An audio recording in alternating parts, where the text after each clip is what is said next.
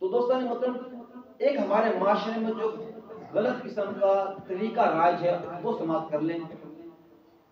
ہمارے معاشرے میں یہ کہ 14 شوال المعظم کو عرفے کی ختم دلائی جاتی ہے. جو لوگ فوت ہو گئے ہیں ان کی ختم دلائی جاتی ہے عرفے کی، اس کو بولتے ہیں عرفے کی ختم. اور ان کا کنسیپٹ یہ ہوتا ہے، وہ خیال یہ ہوتا ہے کہ اگر ہم عرفے کی ختم نہیں دلائیں گے، ہمارے جو مردہ اس سال کے اندر فوت ہوئے ہیں، جو پچھلے جتنے بھی مردے فوت ہوئے ان کے ساتھ ان کا ملاپ نہیں ہوگا. یہ ہمارا کنسیپٹ ہے، ایک معاشرے کے اندر ایک حقیقت ہے. یہ ان دنوں کے جتنی بھی فوتیاں ہوئی ہیں آپ دیکھیں، دوسرا تعلق بھی یہ ہے کہ یہ عرفے ختم جب ہوگی کہ جب 40 میں ختم آ جائے گی.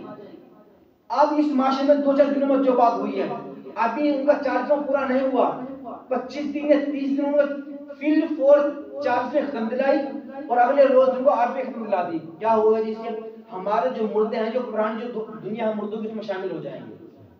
دوستان یہ انتہا کنسیپٹ غلط ہے، ایک ہندوانی رسم ہے. اس کی وجہ کیا ہے؟ ہندوؤں میں ایک رسم ہے، وہ کیا کہ ان کی خاص رسم ہوتی ہے کہ جب وہ رسم کرتے ہیں تو ان کو کہتے ہیں ہمارے جو مردے ہیں ان کو مکتی مل گئی ہے، یعنی کہ وہ دنیا سے چلے گئے ہیں، اب ان کا جو شمار ہے وہ آخرت کی طرف، یعنی کہ جو ہمارے پرانے مردے اس میں شامل ہو گئے ہیں، ان کا یہ گمان ہے.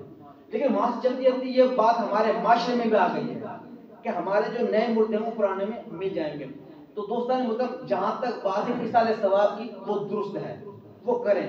لیکن یہ جو کنسیپٹ ہے، یہ جو خیال ہے کہ ہمارے اس سال کے جو مردے ہیں اگلے جو پرانے مردوں کے ساتھ مل جائیں گے، تو یہ خیال بالکل ہی غلط ہے. تو دوستان مطلب اس طرح ثواب ضرور کریں، چاہے وہ جس مرضی طریقے سے کریں، حلوہ پکائیں، شربت بنائیں، جو مرضی کچھ کریں.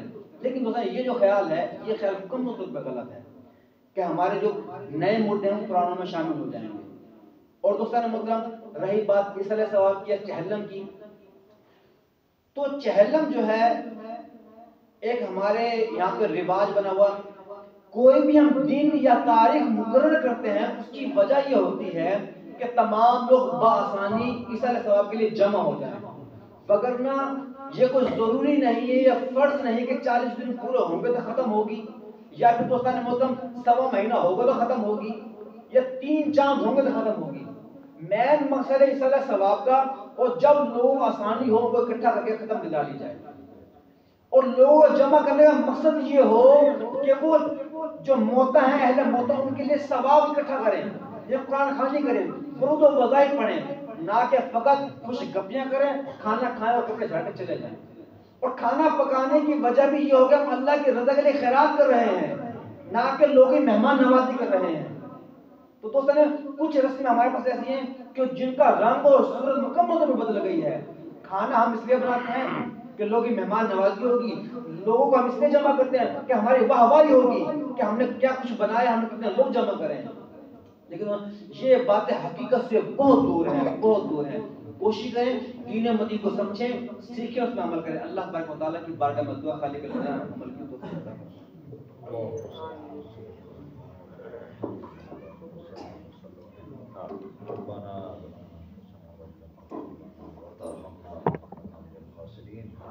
یا اللہ جو دس و بیان اپنی بات میں قبول فرما، اس میں جو غلطی کو معاف فرما میرے مالک.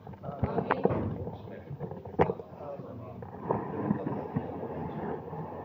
سارے اسلام کی بات حضور کے وسیلے سے جمیع انبیاء کرام، جمیع صحابہ کرام، جمیع اہل بیت، جمیع صحابہ کرام رضوان اللہ اجمعین کی خدمت میں یا اللہ پاک اس کے ثواب کو پیش کرتا ہوں، قبول فرما. حاضرین مجلس کے جتنے بھی عزیزکار دنیا پانے چلے سب کے لیے قبول فرما. یا اللہ آج مقدس و بابرکت رات آنے والی، یا اللہ اس رات میں ہم سب کو عبادت کی توفیق عطا فرما. یا اللہ ہمیں کل روزہ رکھنے کی بھی توفیق عطا فرما. یا اللہ اس رات میں ہمیں تمام برے کاموں سے بچانا میرے پاس. یا اللہ بچے جہاں موجود ہیں ان کو بھی جو شرارتیں کرتے ہیں مسجد میں یا اللہ پاک، یا پٹاخے بجاتے ہیں، تمام برے کاموں سے ان کو بچانا میرے پاس. یا اللہ ہمارے بڑوں کو بھی بچانا میرے پاس. یا اللہ ہم سب کے حال پر رحم فرما. یا اللہ ہمارے جتنے بھی دوست احباب حاضرین کے، فقیر کے، ان دوستوں کے، یا اللہ دنیا سے سب کی بخشی فرمانا میرے پاس. یا اللہ ہمیں اپنے چنے بندوں میں شامل فرمانا. یا اللہ ہم سب کے حال پر رحم فرما. یا اللہ جتنے بھی دوست محفل میں سب کا آنا قبول فرما.